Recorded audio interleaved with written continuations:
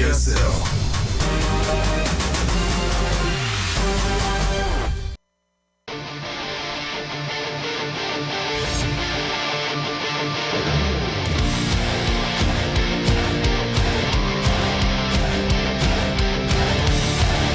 Welcome back, guys. We've already had a pretty weird best of 3 here today. Yeah. It was a lot of fun to cast. It was really different from an average StarCraft best of 3. Cannon rushes, counter cheeses. I guess that's what you would expect with SOS against Shine, right? Yeah.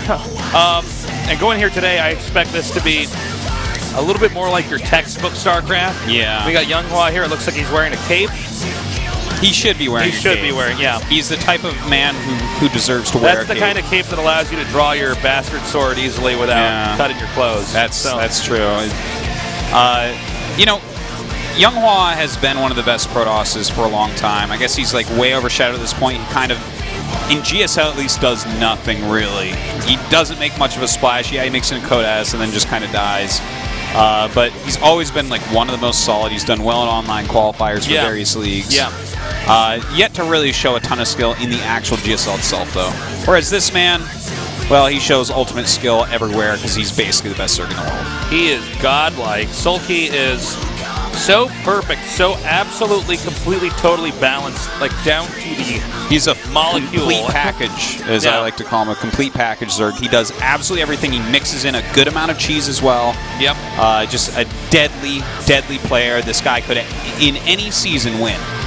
In any tournament, this guy is a favorite that could absolutely win it. Sure, he absolutely could, and he's expected to get out here today. Yeah, for sure. But this is not going to be an easy group for even him. Yeah, it's really tough because, like, let's say he beats YongHwa here, which is by far the more likely scenario than YongHwa beating him. Then he has to play SOS. And the thing is, if he has to hit Shine anywhere here, he might just die because he doesn't do that well against Shine, if I recall correctly. So, we'll see. A lot of this group for Soulkey, I think, lies on YongHwa. He needs to beat YongHwa, and then he probably wants YongHwa to beat Shine, because SOS versus Soulkey, who knows how that goes. Look, nobody really wants to go up against Shine in this group. It's too much of a headache. There's too much of a risk factor. Not for SOS. But even before that match, we were saying, gosh, you know, we don't know what Shine's going to do here. Now, SOS, I think, approached Shine the perfect way by cannon rushing, taking the initiative. Yeah, he did. Seizing control of the game and forcing Shine to be the reactionary player. That was I really like how you said that. I think that was perfectly said. He seized control. He made Shine the reactionary player, which is something that Shine doesn't deal with well. No, we were even talking about it before. Shine doesn't care what you're doing. He cares what he's doing. Yeah. So to take that away from him and make him play on your terms, it's a great way to do things. So going into this first match, it's going to be on Habitation Station. This is a map that is made for some pretty out there PvZs. Some Protoss is taking the gold base right away. Effectively, let's see if YongHwa does that, and if he does, how exactly does Soulkey respond? And now that best of 3 is loaded up, so get out there, tell your friends to tune in here at the GSL Code S for YongHwa against Soulkey, game number 1. I feel like I'm riding away.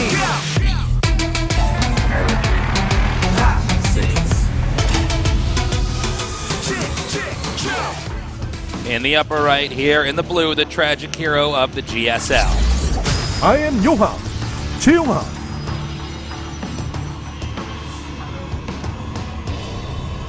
Doesn't take his cape off. No, he doesn't. He'd lose his powers if he did. Do you think he's capable of beating Soulkey in this match? He is this time with that cape. In the upper left, the best Zerg in the world. SK Telecom T1 Soulkey. Kim Min-chul.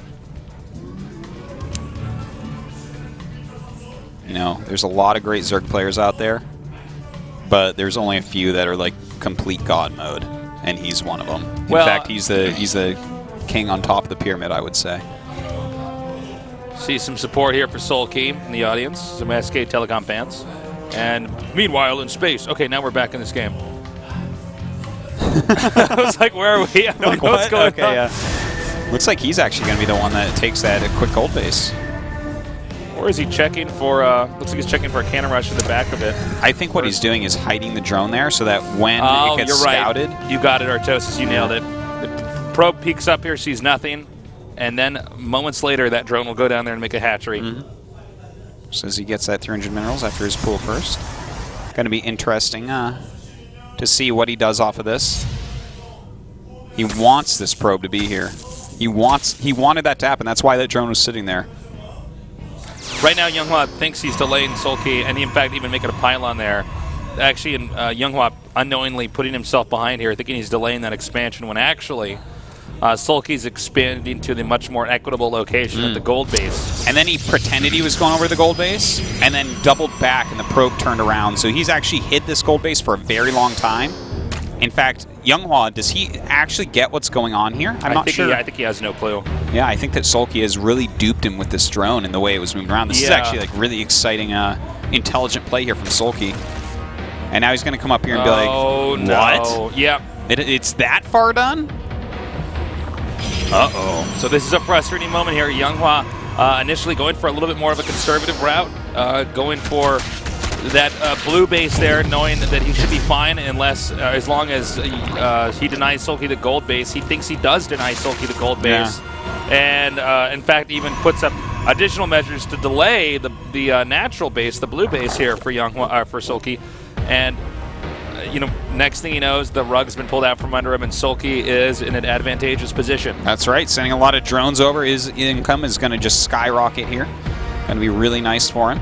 Soulkey going right up to these 3 bases. Everything looking fine for him. What is YongHwa going to do against this? Because we talk about this a lot. Like, how do you play against a gold base?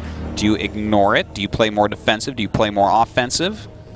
Do you choose one tech route over another? The thing is, a lot of different players approach it in different ways. Yeah. And, you know, there are a lot of good ways to do it. Like, for instance, I like for you to kind of sit back. You have to check out, are they doing something that abuses the gold base in an offensive way, such as making a lot of lings and roaches to crush your army when it comes out? Well, if so, play it more defensively and play that macro game. If not, if they're trying to be extra greedy, maybe you can go up and hit that gold base. But that can be a risky one. That is a bit dicey. Let's see here. The Stargate making now. The thing I'm really wondering is, yeah, what is YongHwa's plan here? Because so far this game has not gone as it was in the practice rooms.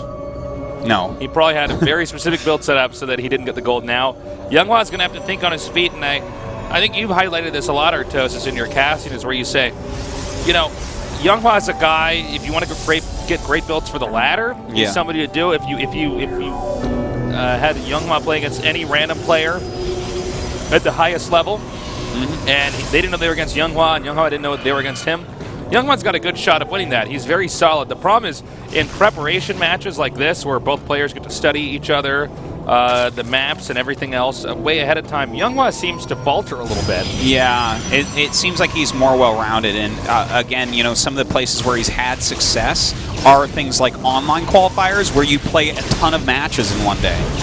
So actually, once again, you've really like said it perfectly and highlighted what this guy's strengths are, which is, you know, just playing either on the ladder or playing in a big qualification, whereas when he gets in these group stages where Soulkey's been able to prepare for like 4 weeks, it's like, well, I don't know, man. Are you going to be able to kill Soulkey when he's really studied you? I think the thing is, I don't want to use the word robotic for YongHwa, because I don't think that's fair. Yeah, no, it's not. But I would just say, again, the matches that he can prepare for against a specific person who has a specific mindset, that's going to be a tough one, because we've seen again and again him get in a bad spot where, even though his build is smart, his opponent seems to have his playbook pretty well. We have now, I believe that was a Warp Prism making? I think yeah, that was a Warp Prism making. Okay. He might, you know, clear out that top corridor and try to do a warping in the main base, but Soulkey should have Hydras out about the time that that's hitting. So I don't foresee YongHwa being able to do a lot of damage, but we'll see. Oh, he's making an Immortal as well. Oh, look at this. Okay, oh, 3 Sentries Stasis. I think we know what's going on. Let's see how well this Harass does over here, if he can lock off any parts of the map. No Mortal making as well, but... Well, look at this. I was just going to spot it, because this map is kind of funny like that. Okay, he does see it. The fact that Soulkey knew to send this there right then, like, he saw where the Phoenixes were and he sent this through. He knew this was a possibility, and now that he knows it's coming, look at all these units he's making. Notice he's not even bum rushing that Warp Prism. Well, he doesn't really have units at this second, but here they come. Thing is, he's going to get a force field up right before those... Oh, no, right after 2 of those Hydras get up. But that's actually all right. Well, See this here, he is... still has 3 sentries right now. Hydras are hatching. Wow, that's a lot of force fields he has. Yeah, this can actually go on for a while. In fact, this main could be really devastated before the force fields dry up. Now, YongHwa cannot miss a beat. We see a lot of players miss force field here, by the way. He has not made that mistake so far. In fact, I think he can send those sentries back, though. Yeah, he's going to hit it just at the last second, I believe. And, yep, he's gone back, and there you go. Very well timed out. Continue warping a lot of Zealots, but... I think the thing is there's just too many Hydras. Yeah, it looks like it. But you know what? That did do a decent amount of damage. I mean, he got some drones. He got some queens. Yeah, you know what? He's Nicely killed done. 19 drones total this game, so you can't really complain about that. He did lose his not his sentries. He kept his sentries alive, which is super important, but he did lose his phoenixes. Yeah. So. Which you really never want to lose, ever. But yeah. It looks like from here it's going to be a 2-base timing or a very late 3rd base. This has been pretty popular amongst a lot of Protosses and PvZ, where you just get everything humanly possible, so that if you can't take a 3rd base and the Zerg overmade, you can at least push back. And, you know, against someone who has a gold base as well, you got to be really careful about when you take that 3rd. Personally, I kind of would like to see him do an attack here. You know, he's lost his phoenixes, and we actually have Soulkey making that spire. And I'm afraid for YongHwa that Soulkey realizes, like, oh, you know what, I killed those off. And going Hydra Ling into Muta can be pretty reasonable. Yeah. Well, I think that was the Phoenix. He must have been, because the War Prism's still here. War Prism, I think, is tucked up right just above in between the Zerg's gold and the Zerg's he has 12 sentries right now. That is a lot of sentries. 12 sentries. I think if he makes a push up to the northern part of the map, 12 sentries is 1,200 tasteless. What? Oh, gas or what? Well, a sentry is 100, right? Oh, okay. I'm sorry. But it's also that. Yeah, it's also 1,200 gas. Okay. Yeah. Well, I think some packs for you. Thought you were using Bible code to talk to me right now. 600 minerals. All right, here we go, Tastes. This is a lot of sentries. He is making some corruptors here, and his anti-air is just sentries. Oh, damn. So. Actually, he is shaving off a lot of these Hydras here, but yeah, not.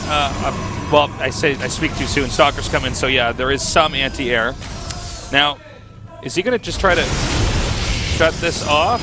Problem is that he doesn't have a 3rd. Oh, nice time warps. No one's Zerg is gonna go in that little location there. No, it's not. I guess, you know, he thought he was going to lose that mothership core. Realistically, those 2 he doesn't need right now, and in fact, Soulkey's just going to dodge them for the time being. Now, you know, YongHwa is running out of time right now. I mean, if you look carefully, he does not have a 3rd base here. Zerg's on 4 bases, although one's not being used or utilized. Well, right now these corruptors coming in and suiciding. A big flank coming down on top of YongHwa's army. Finally getting through. Oh, he really should have thrown up some more force fields there. A bit of a mistake, I do have to say. Still a lot of force fields left, though. A lot of drones being taken out now, as the force fields are becoming pretty complementary. But the question is, does Soulkey have to push out? Soulkey's going to arc back out and come over here again. Force fields, still a decent number that can be sent out here. About 4 more, maybe 5 more, depending. Another sentry warped in, Zealots warping in. Now, Protoss is taking a supply lead, which is usually a pretty good tell that this push is working well. We don't see a second Colossus coming to merge up with this, though. No, certainly we do not. And this is a beautiful arc, by the way. Yeah, look at this. Look at that. That not a lot of force fields left right now. One Colossus on very low health. It's Soulkey may end up holding this Tasteless, but he's only got 32 drones, so if he doesn't pretty soon here, I think his weak economy is really going to make him pay. I was a bit surprised he pulled the drones initially at all. I don't think that was actually necessary. I mean, it was a tough match, but considering... Yeah, I think he realized he had to kill that army off right there, and it didn't quite work out for him. And as we can see, you know, he doesn't have that many units, only 16 Hydras right now, against 8 Sentries, 12 Stalkers, and this Colossus with recovering health, as well as some other units. Like, I don't foresee him actually being able to do this. YongHwa being very cautious. Again, that Colossus is key in that army right now. More Sentries and Zealots being warped in. Yeah, he's put these Spore Crawlers up here just to make sure that he can't just walk all the way forward. These are actually buying him a lot of time, because if he walks all the way forward to attack Hydras, then the Colossus will die to the Spores. So he's got to pick those off first. 130 supply now with an 85 army supply to a 67 army supply for Soulkey. Right now, YongHwa in a very big lead overall as far as population goes. Ooh. A little bit of an overstep there, but that was a lot of force fields. Actually, at this point in time, Protoss has room to miss force fields and actually be okay. He's got so many sentries once again. 13. It's just a crazy, crazy amount. A lot of force fields sitting here.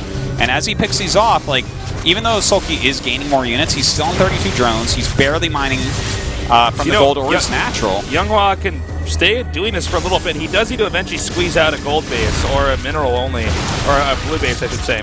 Well, he's going to run out of minerals in his main, but by the time that happens, he's going to be much closer to max out, and he's actually got such a supply lead at this point. An attack move might actually be enough. You can't really blame him, though, for proceeding with caution here, just because the player's Soulkey.